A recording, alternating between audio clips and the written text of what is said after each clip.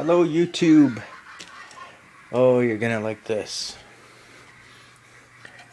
Today we are dissolving some good old human hair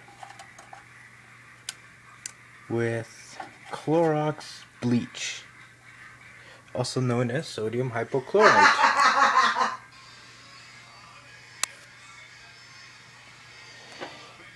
And sodium hypochlorite, I believe, is 2Cl.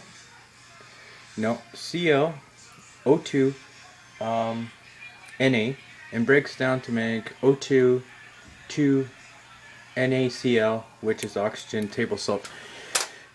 That's his normal breakdown. This is the hair. Human hair. My hair.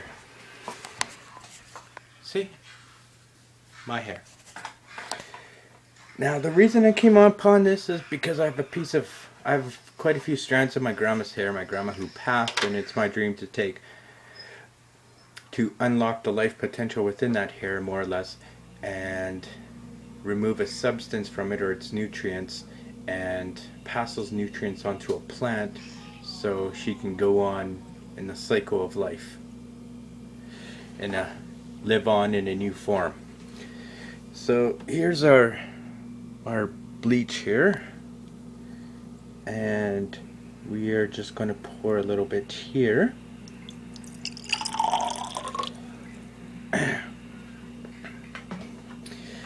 And this might be the key, because eventually what I'm going to do is, once my grandma's hair is completely dissolved in bleach, since bleach is an oxidizer and breaks down very quickly to ultraviolet light or sunlight, and breaks down into its constituents of oxygen and table salt,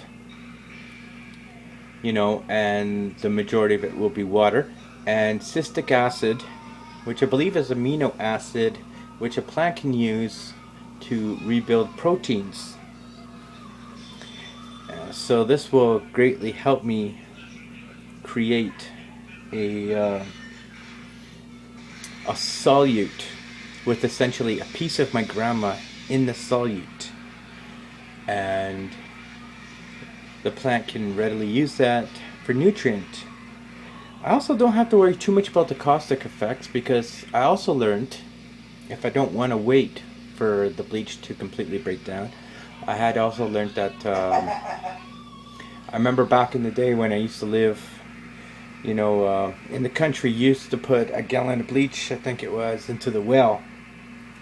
So perhaps in a jar like this of solute, maybe a drop of that bleach that's already dissolved some hair and therefore created that citric acid, that amino acid that the plant can reuse to create, I could take a drop of that and I could put into another ordinary water solute, and grandma becomes a part of a plant. Now, you are going to love this.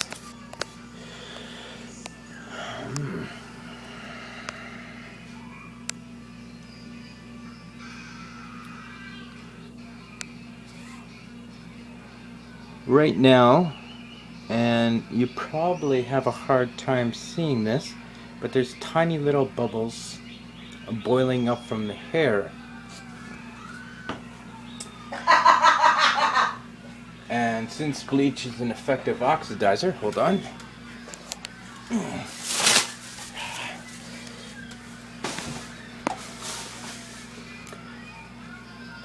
Since bleach is an effective oxidizer,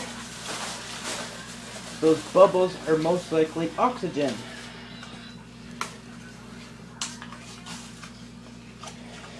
And the oxygen is ripping through the keratin proteins that are joined by the disulfide bonds that make hair so damn strong, as well as any nucleic acids They're part of the hair in itself. And here is a magnifying glass. Maybe we can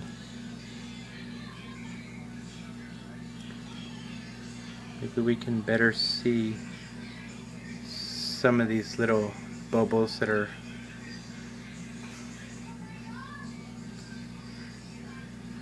bubbling up. But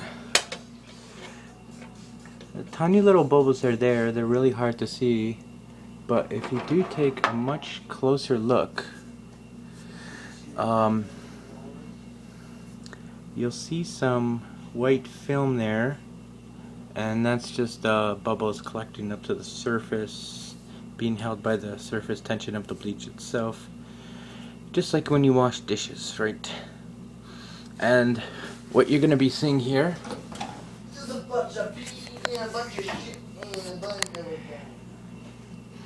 is the hair moves up and it moves down in a very slow process. So what's happening is the hair below is getting oxidized.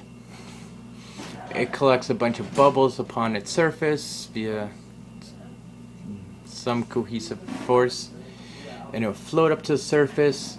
Those bubbles will pop, the hair will become too dense, and it will sink back down, and it's sort of kind of like an ongoing thing.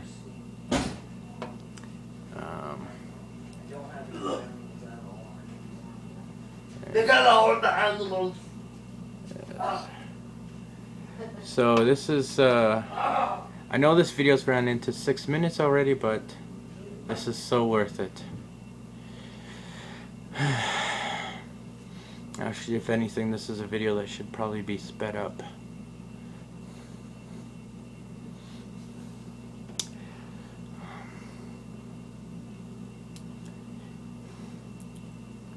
But this is key to allowing my past grandma to become the cycle of life again in a new and dynamic form. Clorox Bleach will entirely digest hair completely. And if you want to take a look at the end result, because before I attempt this with one of my grandma's hairs, I have to perfect the technique with my own hair.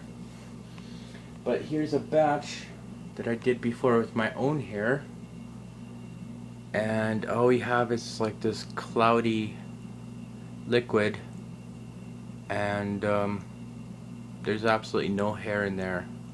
Sorry, the quality is poor, but so that is the end result.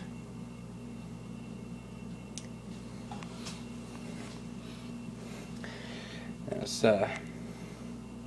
you're probably thinking, okay, well, what's going on here? Nothing seems to be happening, but if you could see it in the definition I can with my own eyes, you'd see these tiny little bubbles, and it's what's the word for it? An elusively slow process, because already like 2/3 of the hair is completely dissolved into the solution. I mean, bleach has effectively broken up all 4 bonds that hold hair together.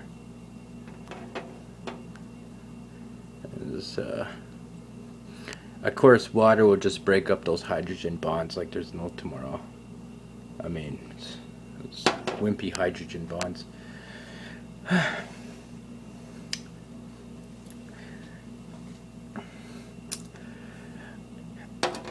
And I read a little bit of research. I didn't quite understand it all, but I learned that the keratin protein doesn't get denatured until it reaches about 140 to 155 Celsius. So if you boil hair, you actually won't denature the keratin protein. And even more fascinating is what is that?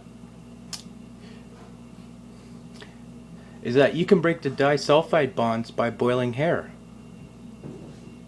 And the reason I know this is because when I boiled some hair earlier this morning, earlier in the day, we could smell sulfur.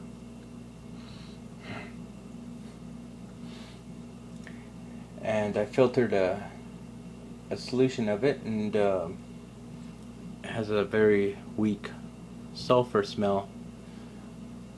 So this is but look at this, check this out, okay? A lot less hair there, and it's been about 10 minutes.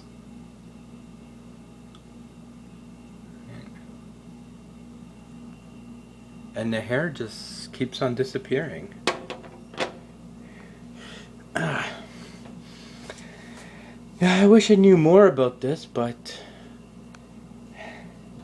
unfortunately it's really hard to research this stuff because all the research is clouded with all this crap about perming hair and bleaching hair, and of course the bleach that you use on your hair is not the same as Clorox bleach. Okay, so yeah, there's a lot of stupid people out there, sadly. I mean, there's alcoholics who think that anything that says alcohol is the same alcohol. It's a stupid world. But this is, like I said, this is sodium hypochlorite, Clorox bleach. By itself, it will break down into table salt and oxygen. And the concentration of the actual sodium hypochlorite is about 6.25%. So most of this is actually water. If they give you like commercial industrial stuff like 50%, 100%, and well, people are too stupid to handle concentrations like that. They'd be burning their hands off, and it'd just be lawsuits everywhere. Sorry people, it's a really stupid world. It really is. There's just too many stupid people, right? So and how do we know they're stupid people? Because while researching the effects on keratin proteins and sodium hypochlorite, I hit a whole bunch of hits of teenagers trying to dye their hair with Clorox bleach and people telling them to go to the doctor. So there you go. Proof that we live in a stupid world full of stupid people.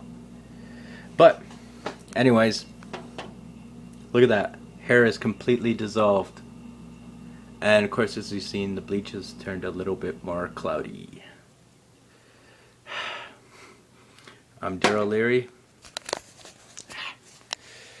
One step closer to turning grandma into a plant.